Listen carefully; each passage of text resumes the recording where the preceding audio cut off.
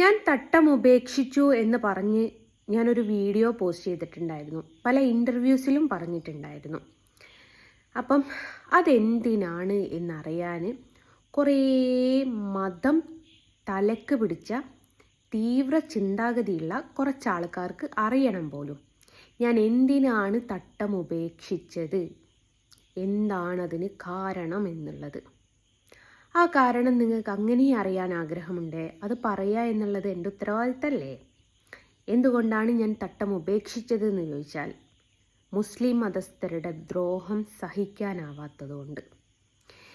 ഞാൻ ചിത്രം വരയ്ക്കുന്നു എന്നുള്ളതിൻ്റെ പേരിൽ പല തവണ പല സ്ഥലങ്ങളിൽ എനിക്കും എൻ്റെ മക്കൾക്കും അനുഭവിക്കപ്പെടേണ്ടി വന്നിട്ടുള്ള കുറച്ച് ബുദ്ധിമുട്ടുകളുണ്ട്. അതൊക്കെ ഈ തട്ടത്തിൻ്റെ പേരിലായിരുന്നു. എൻ്റെ ഒരു കാര്യത്തിനെയും തട്ടമിട്ട മുസ്ലിം കുട്ടി എന്ന് കൊടുക്കുന്ന ലേബൽ എനിക്കങ്ങ് താല്പര്യമില്ലാതായി തുടങ്ങി. പലരുടെയും വിചാരം ഈ തട്ടമാണ് എന്നെ പ്രശസ്തിയിലെത്തിച്ചത് എന്നാണ്. അങ്ങനെ ചിന്തിക്കുന്ന കുറച്ച് ആൾക്കാരുണ്ട്. അവരോടായിട്ട് ഞാൻ ഒരു കാര്യം പറഞ്ഞോട്ടെ, ഞാൻ പ്രശസ്തിയിലെത്തിയിട്ടുണ്ട് അത് ദൈവസാന്നിധ്യം ഒന്നുള്ളത് കൊണ്ട് മാത്രമാണ്. ഒരുപാട് ബിസിനസ്സുകൾ തുടങ്ങി പൊട്ടിപ്പോകുന്ന ഒരുപാട് ആൾക്കാരുണ്ട്. അവർ തട്ടമിട്ടും ഇടാത്തവരും ഉണ്ട്. മതത്തിൽ നിന്ന് പോയോലും അന്യമതസ്ഥരെ വിവാഹം കഴിച്ചവരും ഉണ്ട്. അവർക്കൊന്നും ഇല്ലാത്ത ലക്ക് എനിക്ക് ഉണ്ടായിട്ടുണ്ടെങ്കിൽ അത് നിങ്ങൾ പറയുന്നത് ഓണം തട്ടമിട്ടത് കൊണ്ട് മാത്രമല്ല, ഞാൻ വരയ്ക്കുന്ന ഫോട്ടോയിൽ ഒരു സത്യമുള്ളത് കൊണ്ടാണ്. അതേപോലെ വേറൊരു എൻ്റെ പ്രത്യേകത എന്ന് വെച്ചാൽ ഒരേ മോഡൽ ഫോട്ടോ ആണ്, ആരും ശ്രദ്ധിക്കപ്പെടും. അതൊരു ബിസിനസ് മൈൻഡാന്ന് പറഞ്ഞാൽ അവിടെയാണ് നിങ്ങൾക്ക് ശരിയായിട്ടുള്ള ബിസിനസ് മൈൻഡ് മനസ്സിലായത്. തട്ടമിട്ടിട്ടും ഇടാത്തത്, ഞാനിപ്പോൾ തട്ടമിട്ടിട്ടും ഇടാത്തൊക്കെ ആയിട്ട് ഇഷ്ടം പോലെ വീഡിയോസ് വരുന്നുണ്ട്. ആ തട്ടത്തെ അവിടെ വെറും ഒരു ഐഡൻറ്റിറ്റി, ഒരു മുസ്ലിം മതസ്ഥ എന്ന് കൊടുക്കുക. ഒരു ഇൻ്റർവ്യൂവിൽ ഒരു കുട്ടി എന്നോട് ചോദിച്ചു, നിങ്ങൾ അമ്പലത്തിൽ പോകുമ്പോൾ എന്തുകൊണ്ട് അമ്പലത്തിൻ്റെ ആചാരത്തിൽ പോയില്ല? ഒരു ലക്ഷ്മി, ആ സ്ത്രീ പറഞ്ഞു, നീ കണ്ണന്മേൽ അത്രമേൽ ഇഷ്ടപ്പെട്ടിട്ടുണ്ട്, എന്തുകൊണ്ട് കണ്ണൻ്റെ ആചാരത്തിൽ പോയില്ല? അപ്പോൾ എനിക്ക് മറുപടി പറയാൻ അറിയാഞ്ഞിട്ടൊന്നുമല്ല ഞാൻ മറുപടി പറയാതിരുന്നത്. ഞാൻ നിങ്ങളോട് ചോദിക്കട്ടെ, ഇനി ലക്ഷ്മി പോയിട്ടുണ്ടാവില്ല, ഈ ആ ഇൻ്റർവ്യൂ ചോദിച്ച പെണ്ണും പോയിട്ടുണ്ടാവില്ല, പക്ഷെ ചിലരെങ്കിലും, ചില ഹൈന്ദവരെങ്കിലും എന്തെങ്കിലും കാരണത്തിന് ഈ മുസ്ലിം പള്ളിയിൽ പോയിട്ടുണ്ടാവും. ഒന്നും വേണ്ട, ഇനി നേർച്ച സമയത്ത് ചോറ് വാങ്ങാനാണെങ്കിൽ പോലും പോയിട്ടുണ്ടാവും. എൻ്റെ ഒരു ഓർമ്മ വെച്ച കാലം തൊട്ട് ഞാൻ പോകുന്നൊരു പള്ളിയാണ് ഒടുങ്ങാക്കാട് പള്ളി. എനിക്ക് ആ പള്ളി വിട്ടിട്ടുള്ള ഒരു കളിയില്ലായിരുന്നു മക്കളെ. പള്ളിയായിരുന്നു എനിക്കെല്ലാം. അവിടുത്തെ ആളായിരുന്നു ഞാൻ അത്രമേൽ വിശ്വസിക്കുന്ന ഒരാൾ എന്ന് പറയുന്നത്. പക്ഷേ ഒടുങ്ങാക്കാട് പള്ളിയിൽ ഒരു സൈഡിൽ അന്യമതസ്ഥർക്ക് എന്താ പുറത്ത് മതസ്ഥരെ പറയാം, ഹിന്ദു മതസ്ഥർക്ക് കയറി ചെല്ലാനുള്ള ഒരു സ്പേസ് അവിടെ ഒഴിച്ചിട്ടിട്ടുണ്ട്. പക്ഷെ ഞാൻ ഇന്നോളം കണ്ടിട്ടില്ല അവരൊരു പള്ളിയിലല്ലേ വരുന്നത് എന്ന് കരുതിയിട്ട് അവരവരുടെ പൊട്ടെടുത്ത് മാറ്റി തട്ടം തലയിൽ നിന്ന് മാറ്റിയിട്ട് ഞാൻ കണ്ടിട്ടില്ല. ഇനിയിപ്പം നേർച്ച സമയത്ത്, ഇപ്പം ഭീമാ പള്ളിയിലൊക്കെ നേർച്ച ഉണ്ടാവാറില്ലേ, അങ്ങനെ പിടിച്ച് ഒരുപാട് ഇവിടെ തോരായി ഭയങ്കര നേർച്ചയാണ് ഉണ്ടാവാറ്. അവിടെയൊക്കെ ഹിന്ദു മതസ്ഥർക്കും അന്നദാനമുണ്ട്. ആ അന്നദാനം മേടിക്കാൻ വരുന്ന ഒരൊറ്റ ഹിന്ദു മതസ്ഥനും പൊട്ടു ഊരിയിട്ട് തട്ടമിട്ട് വന്ന് ഞാൻ കണ്ടിട്ടില്ല. ഇനി ആണുങ്ങളാണെങ്കിൽ പോലും തൊപ്പി തലയിൽ വെച്ചിട്ട് വന്നിട്ട് ഞാൻ കണ്ടിട്ടില്ല. അപ്പം ഇങ്ങനത്തെ ഫേമസ് ആയിട്ടുള്ള പള്ളികളിലൊക്കെ ഹിന്ദുക്കൾക്ക് തട്ടമിടാതെ പോവാമെങ്കിൽ ഒരമ്പലത്തിൽ ഞാൻ പഠിച്ച ഒരു പാഠം പോലെ ഒരു തട്ടമിട്ട് പോയതാണോ ഇത്ര വലിയ തെറ്റ്? അറിയാത്തതുകൊണ്ട് ചോദിക്കുകയാണേ. അപ്പം നമ്മൾ തട്ടത്തിലേക്കാണ് വരുന്നത്. എൻ്റെ മക്കളാണ് ഈ തട്ടം എന്നുള്ളത് എൻ്റെ ഒരു ഐഡൻറ്റിറ്റി ആക്കി എല്ലാവരും എടുത്തു. കൃഷ്ണനെ വരയ്ക്കുന്ന മുസ്ലിം കുട്ടി എന്നുള്ള ലേബലാക്കി എടുത്തു. അങ്ങനെ എന്നെ ആ ഒരു കണ്ണിലൂടെ പലരും കാണാൻ തുടങ്ങി. ഒരു തീവ്രവാദിയാക്കി കാണാൻ തുടങ്ങി. ഞാൻ എന്തോ തെറ്റ് ചെയ്യുന്ന രീതിയിൽ കണക്കാക്കി തുടങ്ങി. അങ്ങനെ ഇരിക്കെ എനിക്ക് വേറെ എന്നെ മുസ്ലിം നാമധാരികൾ എന്ന് പറയേണ്ടി വരും. മുസ്ലിം ആണ് എന്ന് നമുക്ക് ഉറപ്പിച്ച് പറയാൻ പറ്റൂല. ഇപ്പം ഇന്നെനിക്കുണ്ടായ ഒരു ബുദ്ധിമുട്ടിൽ ഈ ഹസ്സൻ്റെ വാപ്പ വർഷങ്ങൾക്ക് മുമ്പേ, അതായത് അവനുണ്ടാകുന്നതിൻ്റെ മുമ്പ് മരണപ്പെട്ടു പോയതാണ് അവൻ്റെ വാപ്പ. അപ്പം ആ വാപ്പ ഭയങ്കരമായിട്ടുള്ള വലിയ, കുറച്ചുകൂടി വലുതാക്കാല്ലേ, ആ വലിയ മനുഷ്യനായിരുന്നു പോലും.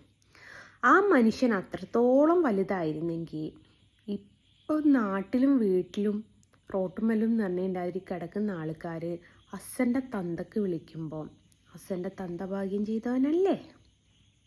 അല്ലേ? ആണ്. ഞാനടക്കം വിളിച്ചത് നായിൻ്റെ മോനേന്നാ, എൻ്റെ വാപ്പ വിളിച്ചത് നായിൻ്റെ മോനേന്നാ, അരുണ് വിളിച്ചത് നായിൻ്റെ മോനേന്നാ. അപ്പം നീ മോന് നായി അല്ലെങ്കിൽ എന്തോ ആട്ടങ്ങൾക്ക് കാര്യം മനസ്സിലായിക്കല്ലോ. അപ്പം ഇതുപോലുള്ള ഹസ്സന്മാർക്കും കുറച്ച് ഹൈന്ദവർക്കുള്ള മറുപടിയാണ്. ഹൈന്ദവർ പറയുന്നു ഞാൻ ഗുരുവായൂർ നടയിൽ തട്ടമിട്ട് പ്രഹസനം കാണിച്ചു എന്ന്. അതിനോടുള്ള ചോദ്യത്തിനുള്ള ഉത്തരമാണ് ഞാൻ പറഞ്ഞത്. ഒരു ഹൈന്ദവരെങ്കിലും 1000 അല്ലെങ്കിൽ ലക്ഷക്കണക്കിൽ അല്ലെ കോടിക്കണക്കിന് തന്നെ പറയാം, കോടിക്കണക്കിന് ഉണ്ടാവില്ല, പക്ഷേ നമുക്ക് ലക്ഷത്തുമല്ല ഒതുക്കാം. ഈ ലക്ഷക്കണക്കിനുള്ള ഹൈന്ദവരിൽ ഏവരെങ്കിലും പള്ളിയിൽ പോയിട്ടുണ്ട്? വേണ്ട. ഈ നോമ്പ് സമയത്ത് നോമ്പ് തുറക്കാനുള്ള ഐറ്റംസ് റോഡുമ്മ കൊടുക്കും. അവിടെ അവർ മതം നോക്കാറില്ല, ആർക്കും കൊടുക്കും, മുസ്ലിംസിനും ഹിന്ദുവിനും ഒക്കെ കൊടുക്കും. അപ്പോൾ ഈ വാങ്ങുന്ന ഹിന്ദുക്കൾ തട്ടം തലയിലിട്ടിട്ടല്ല വാങ്ങുന്നത്. അപ്പം അങ്ങനെ നിങ്ങൾ പള്ളിയിലേക്ക് തട്ടം ഇടാതെ, ഇപ്പം ഈ അടുത്ത കാലത്തൊരു വീഡിയോ നിങ്ങൾക്ക് എത്ര പേര് കണ്ടു എന്ന് എനിക്കറിയില്ല. 2 പേർക്ക് പള്ളിയുടെ ഉൾവശം കാണാൻ ആഗ്രഹമുണ്ട് എന്ന് പറഞ്ഞിട്ട്, 2 ഹൈന്ദവർക്ക് കാണാൻ താല്പര്യമുണ്ട് എന്ന് പറഞ്ഞിട്ട് അവിടെയുള്ള ഉസ്താദുമാർ പള്ളീൻ്റെ ഉള്ളിൽ കാണിച്ചു കൊടുക്കുന്നുണ്ട്. ആ ഒരു വീഡിയോ എടുത്ത് നിങ്ങൾ നോക്കുക. പള്ളീൻ്റെ ഉള്ളാണെന്ന് പറഞ്ഞിട്ട് അവർ മക്കനെ കുത്തി മുഖം മറച്ചിട്ടൊന്നുമല്ല അവരതിൻ്റെ അകത്ത് കയറിയത്. അപ്പോൾ അവർക്ക് അങ്ങനെ അവരായിട്ട് കയറാൻ പറ്റുമെങ്കിൽ എനിക്ക് എന്തുകൊണ്ട് ഗുരുവായൂർ തട്ടമിട്ട് പോയിക്കൂടാ? ഇല്ലേ? കണ്ണനോട് എത്രമേൽ പ്രിയപ്പെട്ടിട്ടാണ് നീ പോകുന്നതെങ്കിൽ എന്തിന് നിൻ്റെ തട്ടം ഇട്ടു എന്ന് ചോദിക്കുന്നവരോട്. കണ്ണനോട് പ്രിയപ്പെട്ടത് ഒരുപാട് ഞാൻ പ്രിയപ്പെട്ട ഒരാളാണ് എന്ന് വെച്ചിട്ട് എൻ്റെ ഇഷ്ടങ്ങൾ മാറ്റിയിട്ട് അല്ലെ എൻ്റെ ആചാരങ്ങൾ മാറ്റിയിട്ട് കണ്ണനെ സ്നേഹിക്കണമെന്ന് കണ്ണൻ ഒരിക്കലും പറയൂല. കണ്ണനെ നിങ്ങൾ കണ്ണനായിട്ടാണ് സ്നേഹിക്കുന്നതെങ്കിൽ നമ്മളെ നമ്മളായിട്ട് തിരിച്ച് സ്നേഹിക്കാനും കണ്ണനറിയാം. അത് ഇനി എൻ്റെ പൊട്ട ബുദ്ധിയിൽ തോന്നിയതാണെങ്കിൽ അങ്ങനെ ആവട്ടെ. പിന്നീട് തട്ടം ഉപേക്ഷിക്കാനുള്ള കാരണം, ഈ തട്ടം ഞാൻ എല്ലായിടത്തോട്ട് പോയിട്ടുണ്ടല്ലോ, നിങ്ങളത് ബിസിനസ്സാണ് എന്ന് പറഞ്ഞല്ലോ. ഇപ്പം ഞാൻ ഉപേക്ഷിക്കുന്നത് എന്തുകൊണ്ടാണ് എന്നുള്ളതും കൂടി ഈ ബിസിനസ്സാണ് എന്ന് പറഞ്ഞ ആൾക്കാരറിയണം. എൻ്റെ മോൻ 1ാം ക്ലാസ് പഠിക്കുന്നത് തൊട്ടിട്ട് ഈ മുസ്ലിംസിൻ്റെ ഉപദ്രവം ഞങ്ങളുടെ കുടുംബത്തിലേക്ക് വന്നു തുടങ്ങിയതാണ്. ഉസ്താദിൻ്റെ രൂപത്തിൽ ആദ്യം വന്നു, പിന്നെ വേറൊരു വ്യാജ ഡോക്ടറെ പേരിൽ, പിന്നീട് അങ്ങോട്ട് എല്ലാം ഈ മതത്തിനെ പറ്റി പറഞ്ഞ് കുടുംബത്തിൽ നിന്ന് ടോർച്ചറിങ്, കൂട്ടുകാരെടുത്തു നിന്ന് ടോർച്ചറിങ്, നാട്ടുകാരെടുത്തു നിന്ന് ടോർച്ചറിങ്, എല്ലായിടത്തുനിന്നും ഈ തട്ടം എന്നുള്ളൊരൊറ്റ കാരണം എന്നെ വേർതിരിച്ച് കാണൽ തുടങ്ങി.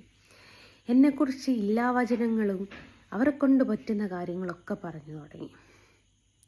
വ്യാജപ്രചരണം ഇറക്കാന്ന് കേട്ടില്ലേ, മതസ്പർദ്ധ ഉണ്ടാക്കാൻ ശ്രമിക്കാന്ന് കേട്ടില്ലേ, അതാണ് അവസ്ഥ.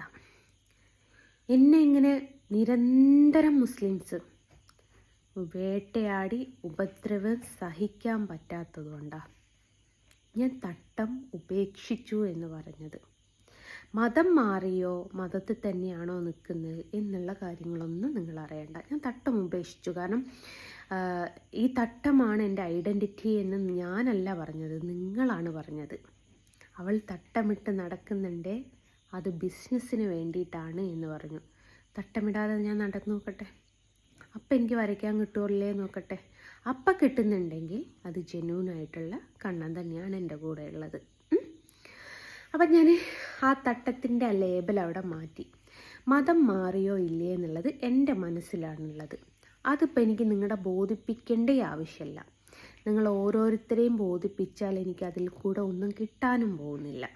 അതുകൊണ്ട് ഞാൻ നിങ്ങളാരെയും ബോധിപ്പിക്കുന്നില്ല. പിന്നെ എന്തിനാണ് ഈ മതത്തിൻ്റെ പേരും പറഞ്ഞിട്ട് എന്നെ ഇങ്ങനെ ടോർച്ചർ ചെയ്ത് പുറകെ പോരുന്നത്? എന്നെ നിരന്തരം മുസ്ലിം മതസ്ഥരെ എന്ന് പറഞ്ഞ് നടക്കുന്ന മുസ്ലിം നാമധാരികളായിട്ടുള്ള കുറച്ച് യൂട്യൂബർമാർ നിരന്തരം കൂട്ടത്തോടാക്രമിക്കുക ചെയ്യുന്നത്. കൂട്ടത്തോടാക്രമിച്ചതുകൊണ്ട് എനിക്ക് ജീവിക്കണമെങ്കിൽ തട്ടമാണ് നമുക്ക് വിഷയമെങ്കിൽ തട്ടം കളയണം. കാലിന് ക്യാൻസറാണേ കാല് മുറിക്കേണ്ട ഒരവസ്ഥയാണേ മുറിച്ച് കള എന്നേ പറയുള്ളൂ. ആരും നീ കാലവിടെ വെക്കല്ലേ, അല്ല വെക്ക്, അത് മാറുമെന്ന് പറയില്ല. അതേപോലെ എൻ്റെ ജീവിതം തകർക്കുന്നത് തട്ടമാണെങ്കിൽ ആ തട്ടം എടുത്ത് മാറ്റിയതിൽ എനിക്കൊരു വിരോധവുമില്ല. എനിക്ക് ജീവിക്കണം, എനിക്ക് എൻ്റെ കുഞ്ഞുങ്ങളുടെ കൂടെ ജീവിക്കണം.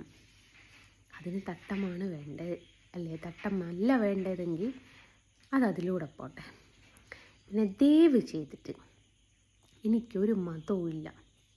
ഇനിയിപ്പോൾ ഹൈന്ദവരെന്നെ സ്വീകരിക്കൂലായിരിക്കും, എനിക്കതും വിഷയമല്ല. ഞാൻ ഒരാളോടും എന്നെ സ്വീകരിക്കണം എന്ന് ഹൈന്ദവരെന്നെ കുറേ ആൾക്കാർ, ഈ RSSകാർ BJPക്കാർ എന്നെ പൊക്കിക്കൊണ്ട് നടന്നു എന്ന് പറഞ്ഞു. എൻ്റെ പൊന്നാര മക്കളെ, ഈ സംഗി എന്നുള്ള പേര് കിട്ടുന്നതിനെക്കാട്ടും നല്ല ഇവർ ഒഴിവാക്കുകയാണ് കേട്ടോ. ഓക്കെ, എനിക്ക് നോ പ്രോബ്ലം.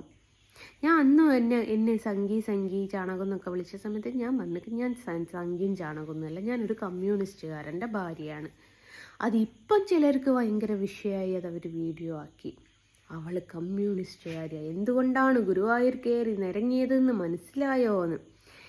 എൻ്റെ പൊന്നാര വിവരം കെട്ട ലക്ഷ്മിയെ, ഗുരുവായൂർ കമ്മ്യൂണിസ്റ്റുകാർ അല്ലെ കമ്മ്യൂണിസ്റ്റുകാർ എന്തെങ്കിലും ദ്രോഹം ചെയ്യുന്നവരാണെങ്കിൽ ഗുരുവായൂർ അമ്പലത്തേക്ക് നല്ല രീതിയിൽ പോകൂല കേട്ടോ.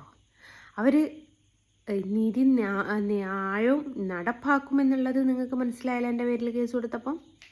അപ്പോൾ കമ്മ്യൂണിസ്റ്റുകാർ ഞാനും തമ്മിൽ സെറ്റല്ല എന്നുള്ളത് ഇപ്പം മനസ്സിലായില്ലേ? അത്ര ചിന്തിച്ചാൽ മതി. ഈ ഒന്നും ഇട്ട് അറിയില്ല, ഒന്നിട്ട് ചിന്തിക്കുകയില്ല, പക്ഷെ വളന്ന് ചെല്ലിക്കോളും. അതാണ് ചിലരുടെ പ്രശ്നം.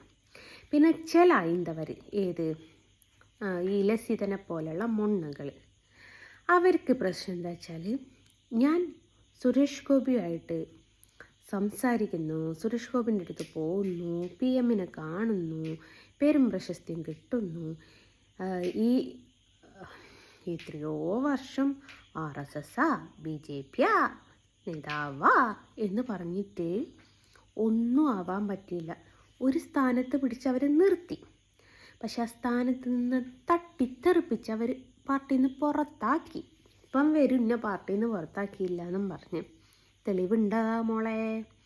പിന്നെ അതിനേക്കാട്ടിലും ഹൈപ്പ് കിട്ടുന്നൊരു സംഭവം, മറ്റേ ഷേണായി വേണ്ട മുരുകൻ മതി എന്നുള്ള തീരുമാനവും. വിദ്യാഭ്യാസം ഒരുപാടുള്ള ആൾക്ക് എന്നെ വിദ്യാഭ്യാസത്തിൻ്റെ പേരിൽ ഏറ്റവും കളിയാക്കിയിട്ടുള്ളത് ഈ സ്ത്രീയാണ്. ആ സ്ത്രീയോട് എനിക്ക് തിരിച്ച് കളിയാക്കാൻ ഒരുപാടുണ്ട്. സെയിൽസ് ഗേളായിട്ട് ഷോപ്പിൽ ജോലി ചെയ്യുക, പോട്ടെ, ഞാൻ കളിയാക്കുന്നില്ല, ഉപജീവനത്തിന് വേണ്ടിയിട്ടല്ലേ. ഇത്രയും വിദ്യാഭ്യാസമുള്ള അവൾക്ക് കിട്ടിയത് ഒരു ഓട്ടോ, ഒരു ഗുഡ്സ് ഡ്രൈവറാണ്. ഒരുപാട് വിദ്യാഭ്യാസമുള്ള ആൾക്കാർക്ക് ഡോക്ടർ, കളക്ടർ, എൻജിനീയർ അങ്ങനെ പിടിച്ചിട്ടുള്ളവരൊക്കെ അല്ലേ കിട്ടുക. ഇതൊരു ഗുഡ്സ് ഡ്രൈവർ. ആ കുട്ടി പറഞ്ഞല്ലോ, കുടുംബത്തരം അതൊക്കെ ഉള്ളത് ഒരു ആൾക്കാർക്കേ കിട്ടുള്ളൂ, അതും പോട്ടെ. അപ്പം നമ്മൾ പറഞ്ഞു വന്നത് എന്തിനാ വെച്ചാൽ, ഞാൻ തട്ടം ഉപേക്ഷിച്ചത് എന്തിനാണ് എന്നുള്ള ഈ അസനെ പോലുള്ള ആൾക്കാർക്ക് അറിയാൻ വേണ്ടിയിട്ട്, അസൻ്റെയൊക്കെ അറിവിലേക്കായിട്ട് ബോധിപ്പിക്കാൻ വേണ്ടിയിട്ട്.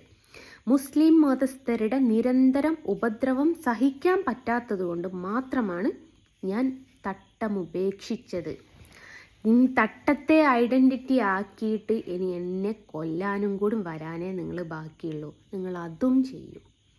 അതുകൊണ്ടാണ് തട്ടത്തെ ഞാൻ ഉപേക്ഷിച്ചത്. എനിക്ക് ജീവിക്കണം. മരിക്കുന്നതിനെക്കാട്ടും നല്ലത്, ഞാൻ പറഞ്ഞല്ലോ, നമ്മുടെ ശരീരത്തെ കാർന്നു തിന്നുന്നത് ക്യാൻസർ ആണെങ്കിൽ ആ ക്യാൻസറിനെയാണ് വെട്ടിക്കളയേണ്ടത്, ശരീരത്തെ മൊത്തമായിട്ടല്ല.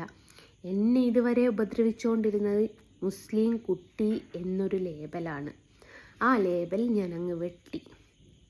ഇനി കൃഷ്ണനെ വരയ്ക്കുന്ന ഒരു കുട്ടി, അങ്ങനെ മതി. അതിൽ കൂടെ മനുഷ്യനായിട്ട് ജീവിച്ചാൽ മതി. മനുഷ്യനായിട്ടും ജീവിക്കാൻ പറ്റുമെന്നുള്ളത് തെളിയിക്കാൻ എനിക്ക് പറ്റും. അപ്പം മതത്തിൻ്റെ പേരും പറഞ്ഞ് ഇങ്ങോട്ട് വരണ്ട. ഇനി എന്നെപ്പം ഞാൻ ഹിന്ദു ആയി എന്ന് ചിന്താഗതിയോടെ ഹിന്ദു മതത്തിലേക്ക് സ്വീകരിക്കൂല എന്ന് പറയുന്ന കുറച്ച് ഹൈന്ദവരോട് പറയാനുള്ളത്, ഞാൻ നിങ്ങളുടെ കാര്യവും നോക്കുന്നില്ല. എന്നെ ഇഷ്ടപ്പെടുന്നവരാരുണ്ടെങ്കിൽ അവരിഷ്ടപ്പെട്ടാൽ മതി. കഷ്ടപ്പെട്ടാരെ ഇഷ്ടപ്പെടരുത്. അത് കഷ്ടപ്പെട്ട് ജീവിക്കേണ്ടി വരും. അതിനെക്കാട്ടി നല്ല നിങ്ങൾക്ക് ഇഷ്ടമില്ലേ പോട്ടെ. നിങ്ങളില്ലേ ആരെങ്കിലും, ഇനി ആരും ഫോട്ടോ മേടിച്ചിട്ടില്ല വെച്ചാൽ ഞാൻ തൊഴിലുറപ്പിന് പോയിക്കോളും, ഉറപ്പ്. അതുകൊണ്ട് അത് ഓർത്തൊന്നും ആരും വേചാറാവണ്ട. അപ്പോൾ എല്ലാവർക്കും എല്ലാ കാര്യവും മനസ്സിലായി എന്ന് വിചാരിക്കുന്നു. ഇനിയെങ്കിലും വെറുതെ വിടണം. മതവും പറഞ്ഞിട്ട് ഇങ്ങോട്ട് വരാൻ നിൽക്കണ്ട. ഹസ്സനെ കർത്താവിന് സ്തുതി കേട്ടോ ഹസ്സ.